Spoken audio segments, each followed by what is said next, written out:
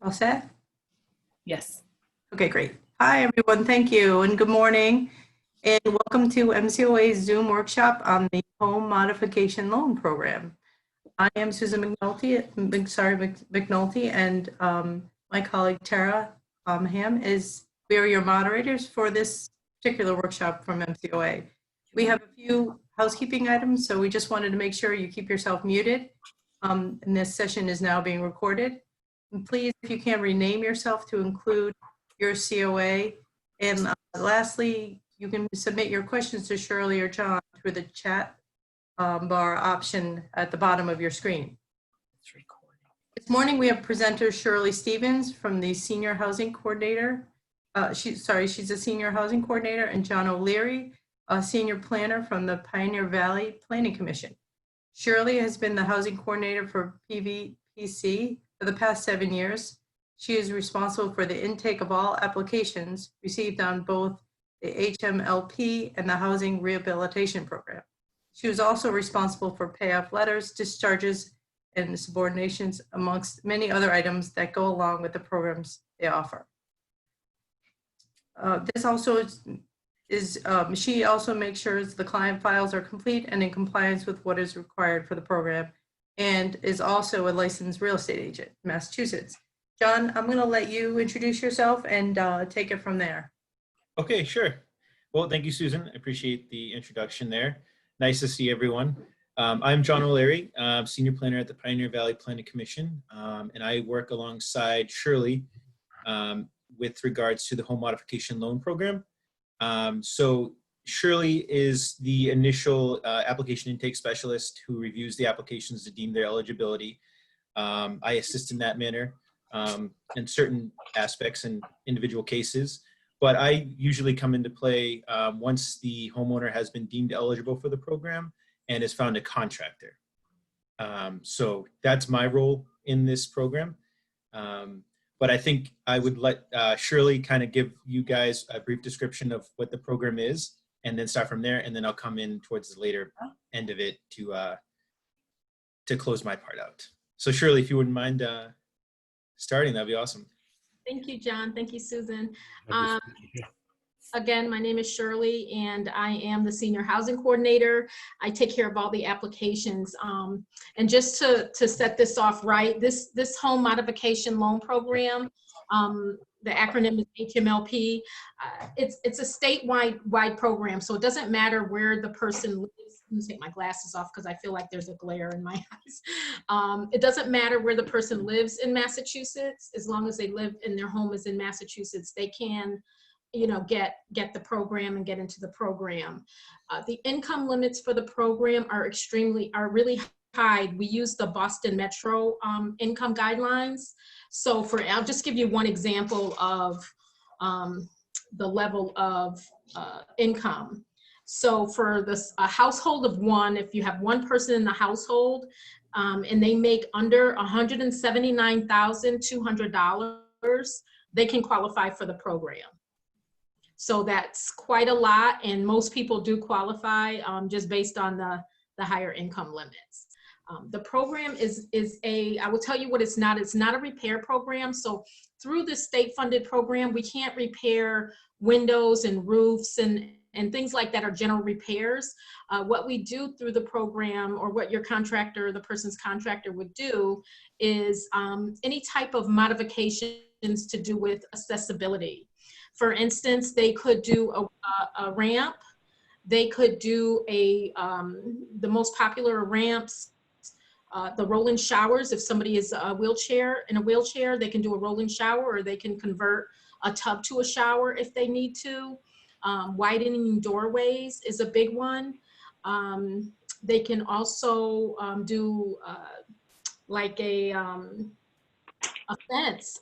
We have people that need fences for children that may be autistic, or maybe even an elderly person that has dementia, and they want to keep them safe and enclosed so that they don't wander. So those items can be done too. Accessory units. If somebody needs an extra living space in their home for a parent or a child, that can be done through the program as well. The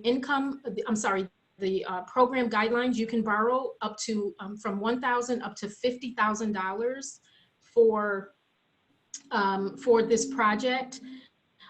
It is a loan, and we always try to make that very clear. It's a loan because there are other programs out there that are essentially grants, but this is not. It is totally a loan. It's a 0% loan, which is awesome. We do not look at credit reports.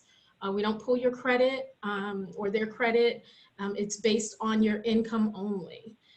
We use tax returns to determine if they're eligible. So they don't have to, it's very simple. You can, if the person files tax returns, it's only the state returns that we need. We don't need federal. And then we also need to know that the homeowner is up to date on their or paid real estate taxes, so that the state is not lending money to somebody who, owes money. They can have a mortgage, it doesn't matter. Basically it's income, and the way we verify income is tax returns. If they do not file, many people do not file state tax returns anymore, we will take a Social Security, a pension statement, something like that, to prove that they are under the income limits. That's not ever a problem because most people are under the income limits that we have, so that's not usually an issue. So the 1,000 to 50,000 is for a single family if they have, or a multifamily. But if they have a mobile home, you can still do the program, but it goes up to 30,000. So 1,000 to 30,000 would be allowed on a mobile home. All right. Let me see. Oh, hardwired alarm systems are another item that people sometimes want for safety reasons through the home modification loan program. The application process is such that they call me, I go over the process with them. I help them with their application either over the phone, or I send them an application via email or mail, and they fill it out and mail it back to me. I wanted to address something that comes up quite often. If the home is in a trust, and that doesn't disqualify them, they can come through the program if it's in a trust. The only thing that request from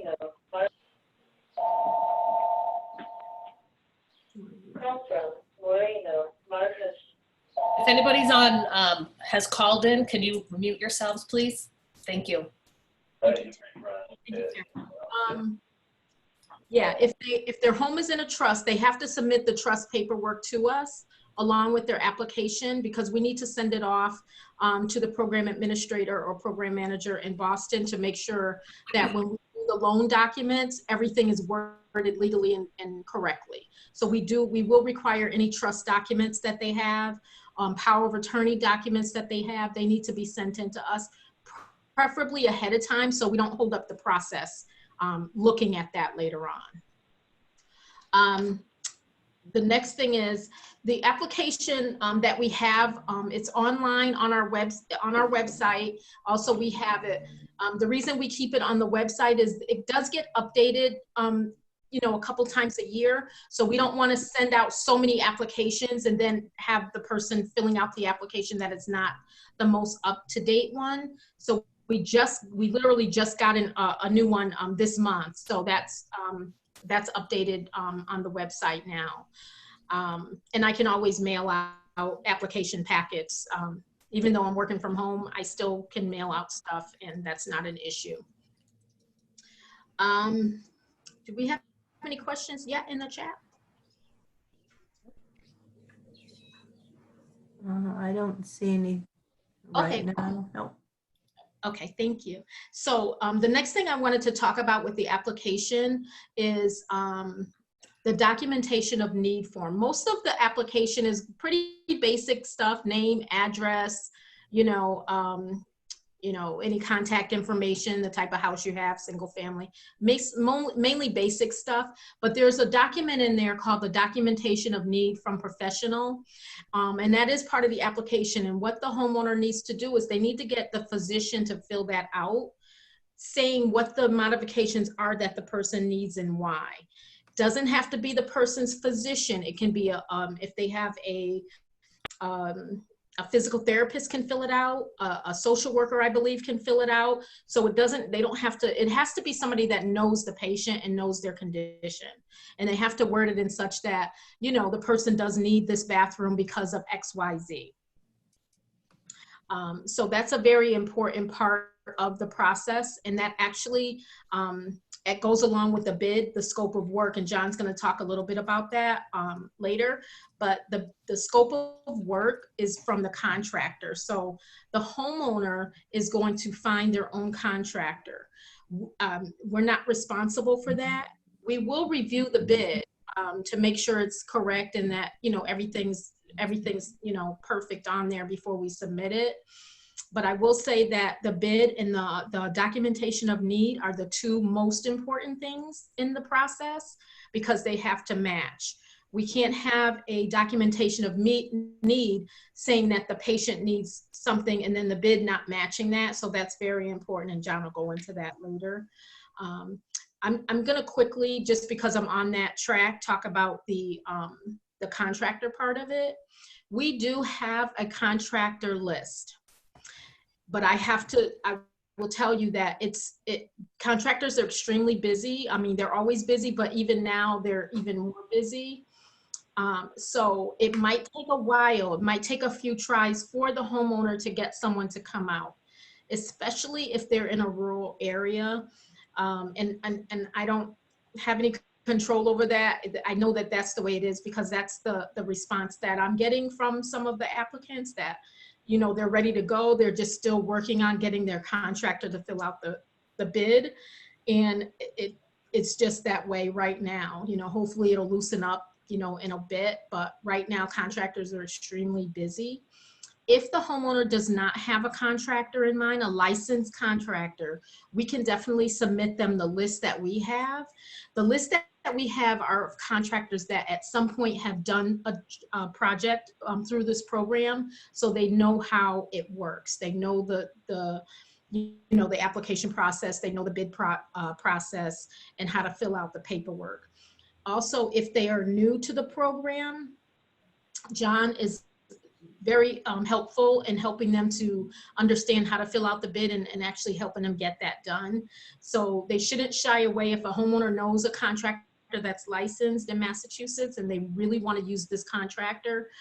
John can definitely walk them through that process and help that contractor to, because we're always looking for good contractors that can do this program and help these homeowners that really need that really need help. Shirley, just so you know, I put a link in the chat box to the application online for folks to have it. And I'm sorry if I missed it, but did you say what the turnaround time is once the application's received? You didn't miss it. And let me tell you, that's a good question. Okay. So I was just talking about the bid and the contractor. The turnaround time can be 6 weeks. However, if we don't have that bid that's a good bid, we would call it a good bid, to be honest, and it's signed by everybody, and it's how it's going to go through, and it's going to go through and pass John's inspection, I guess. Once we get that bid and it's perfect, that John can send it over to Boston, I would count 6 weeks from that point. So they can fill out their application. I've got applications now, but I have no bids. So as soon as I get a completed bid, that's when the countdown, it can be, up to 6 weeks to get funded. But it's tricky because the homeowner is always ready. It's the contractor that's not quite ready yet. So yeah, so it could be 6 weeks from that time. That's a great question. Thank you. So I'm just going to go through and make sure I hit all the high points on this because I have some Q&As here. And remember that it's all over the state. So if you don't know who the provider agency is, we have our brochure and our online thing. It does say who the provider agency is for each town. 0%.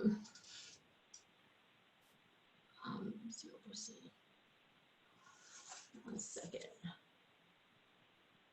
So another thing is landlords can apply for this. So if there's a landlord that has, you know, a tenant that needs some modifications, we don't get landlords often because they have to pay. They have to pay a monthly payment at I believe it's 3% interest. So we don't get a lot of that, but it is open, you know, to landlords. We do qualify them as well, and it would still be based on the tenant's income and not the. Let me see. I believe it's still based on the tenant's income and not the owner's, because the work is for the tenant. But that is a 3%. That's a 3% loan, and they would be paying that monthly to us. Still a good, you know, still a great rate, but you don't find a lot of landlords that want to put a lien on their house and have a loan for, you know, a tenant when they already have a mortgage. You guys know what I'm talking about. So the application process is such that I started off with this. They call me, they get an application, I help them. I'll even fill it out for them over the phone and mail it to them to review and sign and send back to me if it's hard for them to, you know, to fill stuff out. Because I know to me it looks simple, but to a lot of people it's complicated. So I'm happy to, you know, fill the application out with them over the phone, and I just need them to review it. So I would mail it to them to review and to sign and mail back to me, just to make the process go a little bit easier and faster for them. And then in the same time, they can be getting contractor bids and estimates and things like that. We do recommend that they get more than one bid. Some people that know the contractor, they'll just get the one bid because they already know that they're going to give them the job. So they'll just get the one bid, and then that's good. That's it. But we do recommend that they get more than one.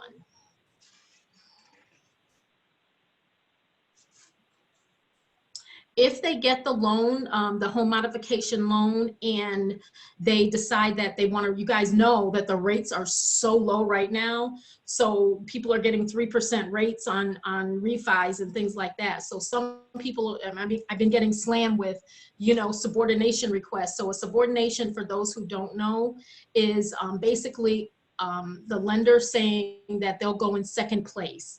So if I want to go refi my mortgage, maybe I have a 5% mortgage and I want to go and get one of those 3% mortgages that are out now, but I have this home modification loan lien on my house, mortgage on my house. The new lender that I'm getting that 3% loan from is going to want to know that Pioneer Valley Planning Commission will go behind the new loan in case of foreclosure or anything happening.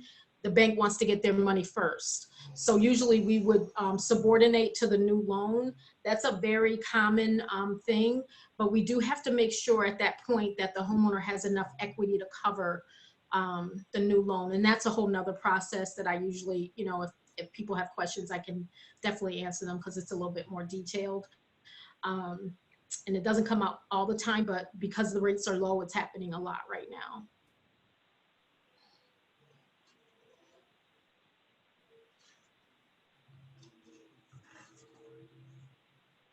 I already covered the trust. And that's all I have. I'm gonna ask that if no one has any questions, I'm gonna ask that John come in and kind of go over the contractor piece. I did go over it a little bit, but I'm sure, I mean, because he talks to the contractors and he knows the licensing that they need and everything like that. So John wants to come in. If anybody else has any questions. All right, thank you, Shirley. I appreciate that. Obviously, she just provided all of us with a ton of information, some of which actually went into the contractor realm, so I don't want to repeat that. So I just wanted to highlight some of the things maybe that she didn't mention. One being, and this is an obvious one, I don't know, maybe you did mention it, Shirley, but you did say it was a 0% interest loan. And the way that we structure that is that we tie a lien in the amount that's borrowed onto the home, and the only time that it's recaptured or repaid is when they go to sell or transfer the title of the home. So whatever they borrow, say it be 30,000, when they sell the home, we capture 30,000. And it kind of goes into like a revolving loan type fund so that other people can access the funds to, you know, work on their projects and we can loan more money. So there's absolutely no payments, and that's for, you know, the homeowner. It's different when it comes to a landlord, which Shirley did mention. So I just wanted to start with that. And basically I come in the process when Shirley has deemed the applicant eligible, that they have a documentation of need form, and they have a contractor. One nice thing about this program, unlike some other state-funded or government-funded programs, is that we do allow the homeowner to choose their own contractor. So it's not that we have, Shirley did mention we have a list. So in the event that a homeowner can't find a contractor or has found a contractor but doesn't have the proper licensing or insurance, they can reference our list. And we merely have it as a list that they can reference. We don't recommend or suggest or take on any responsibility or liability for those contractors. They're really, it's there for a resource for a homeowner in the event that they don't have anyone else lined up. And that they do have the understanding that this contractor knows the process, knows the program and how it works, which a lot of contractors, private contractors that aren't familiar with the program will shy away from these types of programs, being that they do require them to take additional time, to fill out paperwork or, making sure that they have everything in place that's more stringent than a typical private job. So there are contractors that are willing to take the extra time to go through this with their homeowner, especially if they have a long-term existing relationship. And then unfortunately, there are contractors that will just walk away when they hear that there's all these types of requirements in place. So that's why we do have the list, just merely a resource. And so when we do get the bid in from the contractor, I review it. I reference the scope of work with what was mentioned in the documentation of need form to ensure that they both match, that whatever's being proposed is, in an effort to either eliminate or improve that person's accessibility or whatever the modification may be, whatever they're proposing to adapt or redesign within the home matches that and is appropriate. So in doing that, we have the bid form, which is also on our website. It's a link under the application. I can't remember off the top of my head what it's titled, but it is on there. Thank you, Tara. Mm-hmm. So that basically what it does, it breaks out. So it provides an area where you would put a narrative of the description of work, what's being proposed, and then it allows the homeowner as well as the contractor to describe the materials as well as the labor that's involved with the scope of work. So everyone understands, what's going into this project, with the hopes being that, it would eliminate any type of confusion or misunderstanding as the project gets underway. So some contractors definitely don't like that level of detail.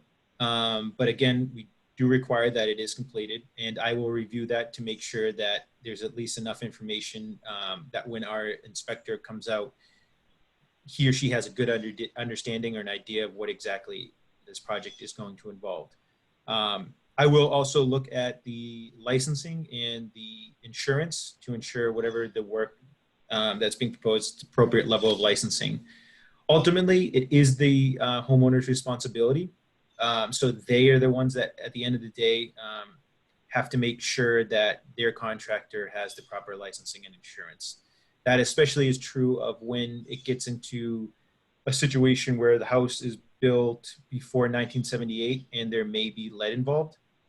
So we do require the contractor at a minimum to have a lead safe renovator's license, which we would hope then would allow them to identify if there needs to be a higher level of degree of lead remediation. So that is really important. That law is triggered if the house is built before 1978 and more than 6 square feet of paint is going to be disturbed. So that's something that I always look out for. And it's pretty surprising and shocking how many contractors don't have that license. And oftentimes that's probably the single biggest reason when we have a homeowner that comes in and really likes this one particular contractor, worked with them for years, and they don't have that lead license, and we can't move forward, without that. So that's a lot of the times we find is very troublesome. So yeah, After I reviewed the bid form, again, referencing the documentation need form, I write up a little description describing what's being proposed and how it's going to benefit the homeowner. And then we send it off to CDAC, the agency in Boston, who does the ultimate review and deems it either eligible or not. At that point, we then assign an inspector. They go out to the home. It's not like a town or city building inspection. It's more just ensuring that if we're going to lend this funding, that it's actually going to be able to be built. So that's basically what that walkthrough is. Also to answer any questions the homeowner or contractor may have, about the contract or the process. And then from there, we then send out loan documents, secure the funding, and then it's really between the homeowner and the contractor as far as the scheduling goes. We do have milestones that are associated with payments. We do that in the form of a two-party check. So we'll issue the check after the invoice has been approved by the homeowner. We'll issue the check to the homeowner, and then they sign it and hand it over to the contractor. That is a way that allows the homeowner to, hold the contractor accountable. I know years past, we had a situation, or not me particularly, but in the program where the homeowner gave a large lump sum and the contractor walked away. So that is really a way that we can kind of help control that. Ultimately, again, it's still the homeowner's responsibility. So we do make sure to mention that. And then, by the time the project, so we'll hold a 10% retainage until the project's been inspected. That's both by our program inspector as well as the city or town building inspector. So all the required permits will be signed off on. And that pretty much summarizes the process after the application. Shirley's finished the application process. I don't know, did I miss anything there, Shirley? I don't think I did. So if I did. Can you just, any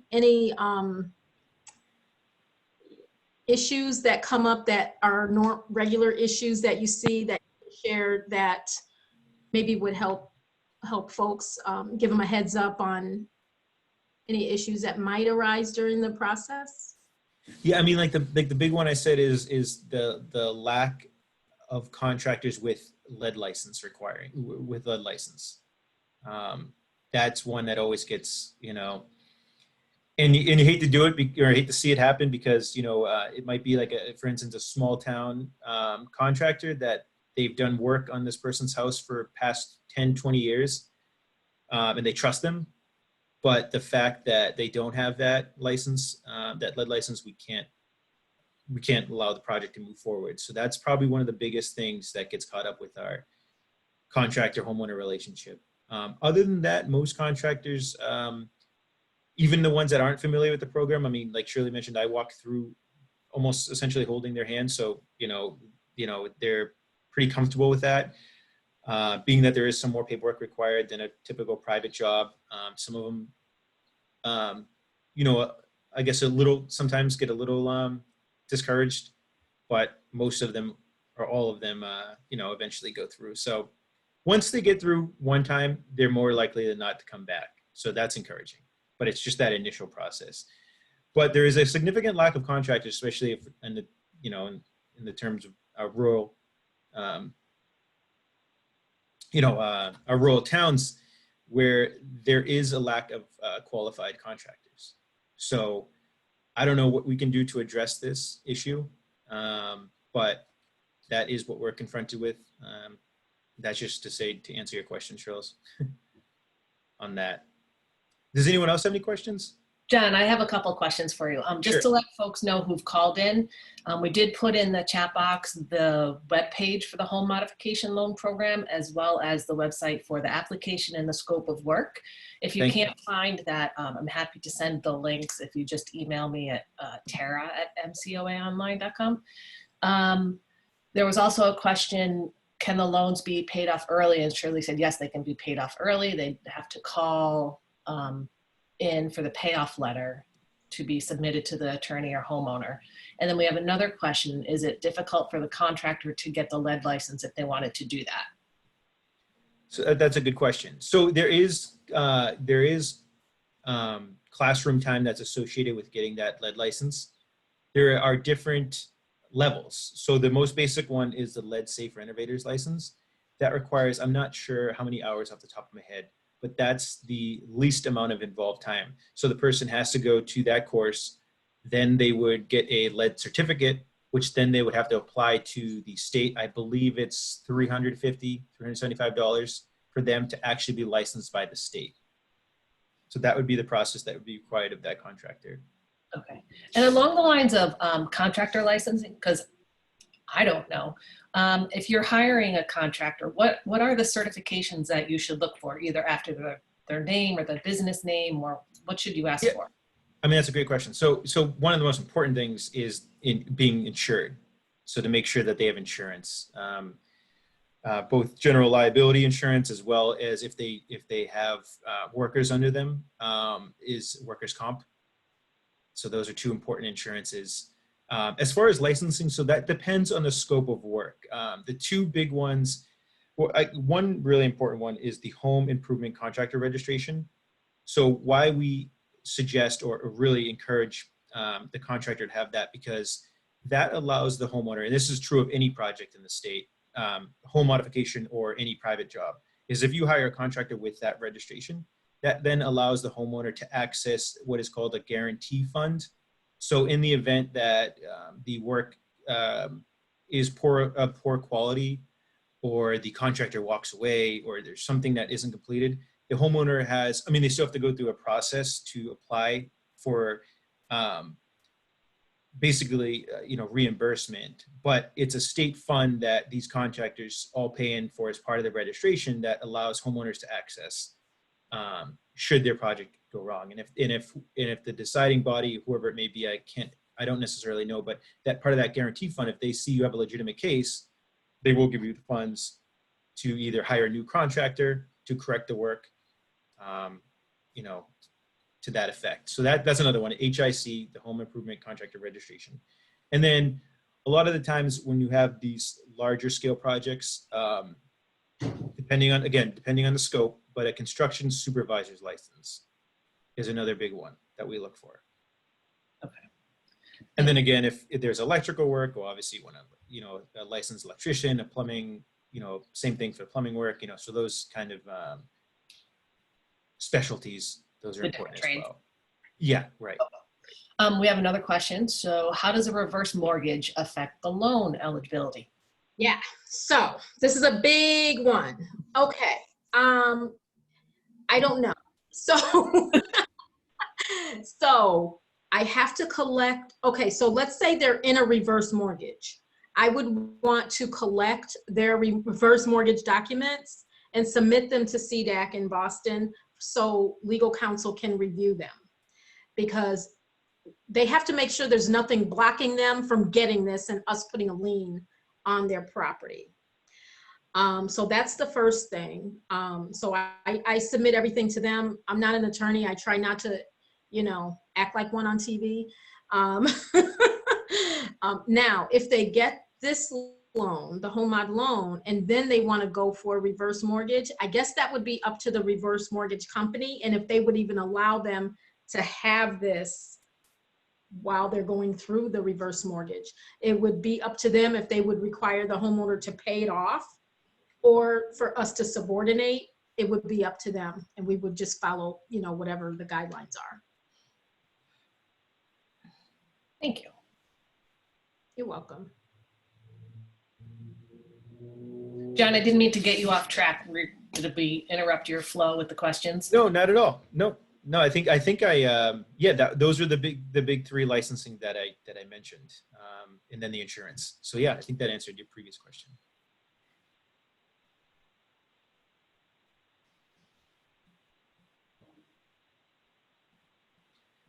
I don't know if anyone else has any other questions. I don't see any hands.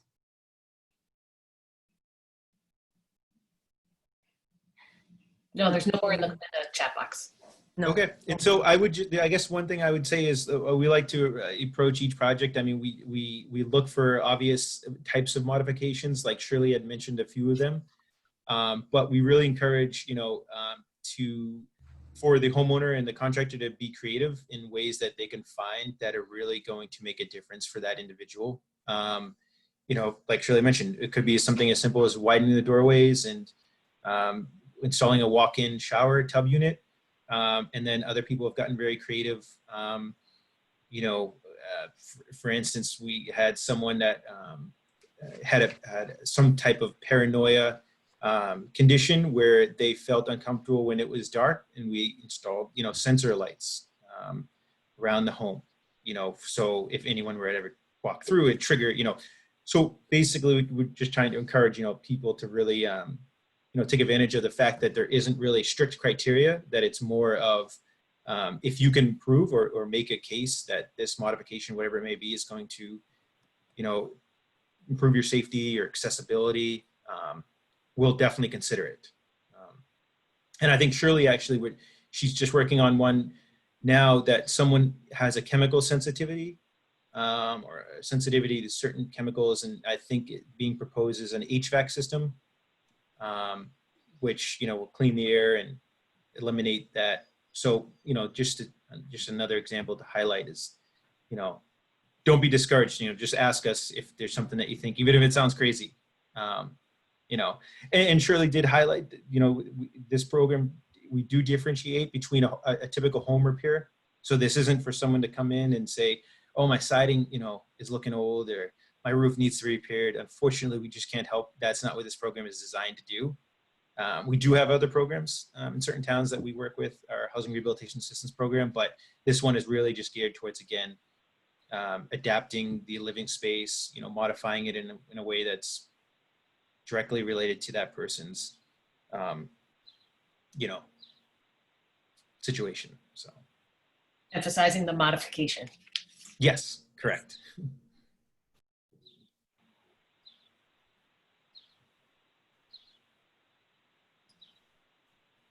Susan? I think that's about it. I don't see any more questions. So I want to thank you, John and Shirley, for a great presentation and all that amazing info that's really valuable to the homeowner. And again, if you guys need more answers, you Shirley or John, their emails in the chat box, or you can contact or myself at tara@mcoaonline.com or Susan at mcoaonline. So I just want to thank you both, and thank you to everyone who's joined us today on this workshop. Can I just add one thing? Sure. Okay, thank you. So we're still working from home. So email is going to be the best way to reach us. If they call the office, if anybody calls the office for us, they can do that. But we're only in the office like once a week now. So it might take a couple of days for us to get back to people. So email is going to be, we can respond very quickly with email. Showed you. Somebody's asked. One other question. Do you have contact for home repair loans? Okay, yes. Depends on the community. So it depends on the town. We do home repair grant loans for some towns, but I would need to know the town so that I could direct them to the proper agency, I guess. I'd have to look it up if it's not us, but I should be able to point them in the right direction anyway.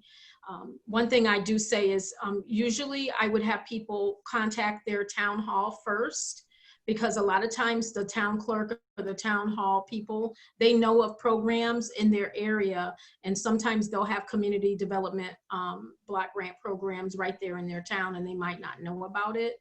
So I would say the first thing to do is contact their town hall. But I mean, if it's one of ours, if they give me the town, I can tell them if it's one of ours.